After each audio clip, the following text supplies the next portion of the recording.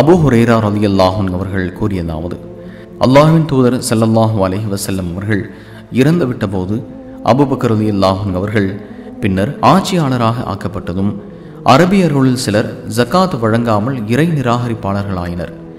அப்போது அபூபக்கர் ரலியல்லாஹு அன்ஹு அவர்கள் ஜகாத் வழங்க மறுத்தவர்களுடன் போர் செய்ய ஆயத்தமானார்கள். அப்போது உமர் ரலியல்லாஹு அன்ஹு அவர்கள், அபூபக்கர் அவர்களே, அல்லாஹ்வை தவிர வேறு இறைவனில்லை என்று மக்கள் சொல்லும் வரை மக்களுடன் போர் செய்ய எனக்கு உத்தரவிடப்பட்டுள்ளது. ஆகவே அல்லாஹ்வை தவிர வேறு இறைவனில்லை என்று கூறியவர் தகுந்த காரணம் இருந்தாலேயன்றி தமது உயிரையும் தமது பொருளையும் என்னிடமிருந்து காத்து கொண்டார். அவரின் அந்தரங்கம் பற்றிய விசாரணை அல்லாஹ்விடம் உள்ளது என்று நபி ஸல்லல்லாஹு அலைஹி வஸல்லம் அவர்கள் கூறியிருக்க, நீங்கள் எவ்வாறு நம்பிக்கை கொண்டுள்ள இந்த மக்களுடன் போர் செய்ய முனைகின்றீர்கள் என்று கேட்டார்கள்.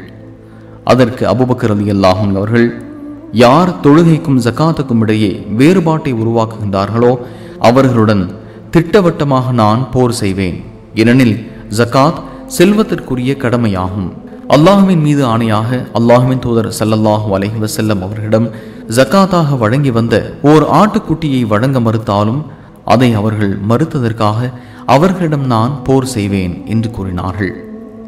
அப்போது உமர் ரலியல்லாஹு அன்ஹு அவர்கள், அல்லாஹ்வின் மீது ஆணையாக இது குறித்து நான் அபூபக்கர் ரலியல்லாஹு அன்ஹு அவர்களின் இதயத்தை போர் எனும் உறுதியான முடிவுக்காக அல்லாஹ் விசாலமாக்கி இருப்பதை நான் கண்டு கொண்டதன் பின்னரே அபூபக்கர் ரலியல்லாஹு அன்ஹு அவர்களின் கருத்துக்கு உடன்பட்டேன். அவர்கள் கூறியதை உண்மை எனவும் விளங்கிக் கொண்டேன் என்று கூறினார்கள்.